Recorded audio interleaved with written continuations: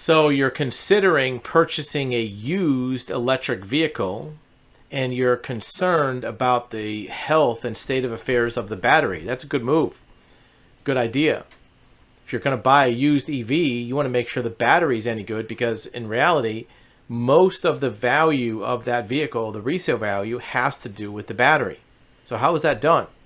Well, here's a great article from a publication called Automotive News, which is an automotive industry trade publication. Every dealership in the country gets this. If you walk into a new car dealership, if you go into their employee area, they're going to have Automotive News. All the automotive executives for factories read this news publication.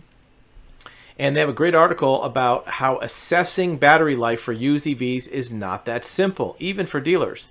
The batteries are complex, and they have dealer and consumer concerns. So if you're buying a used electric vehicle and you have concerns about the battery, you're not alone. Dealers have concerns about it too.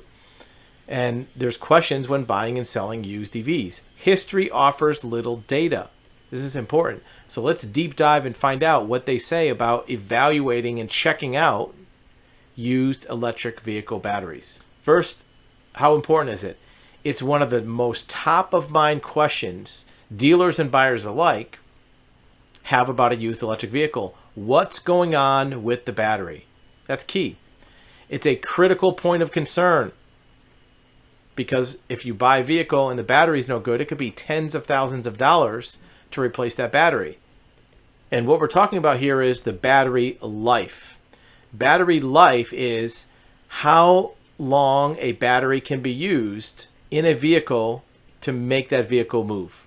Now, you can take it out and still use it for other things, but batteries are in a vehicle to make the car drive. And there's two things you can measure. First of all, what about the range?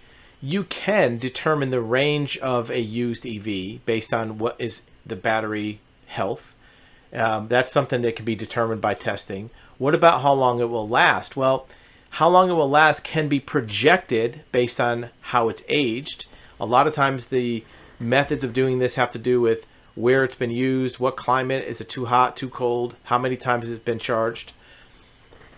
But according to the article, there are a lot of variables that go into it, and the future may be less predictable. But you want to find out at least something in checking out that battery, right? Well, like we said before, you're not alone. Dealers are also uncertain about used EVs. Dealers buy vehicles all the time. They get them from auction, trade-ins, and purchases. They're wary of battery replacement costs, because if the battery breaks, now they're the owner and they have to fix it. Or even if they sell it, they might have to warranty it. So dealers will usually assume the worst of a used EV. What they're going to do is figure that the battery has a 50-50 chance of breaking, because they don't know and it's hard to test.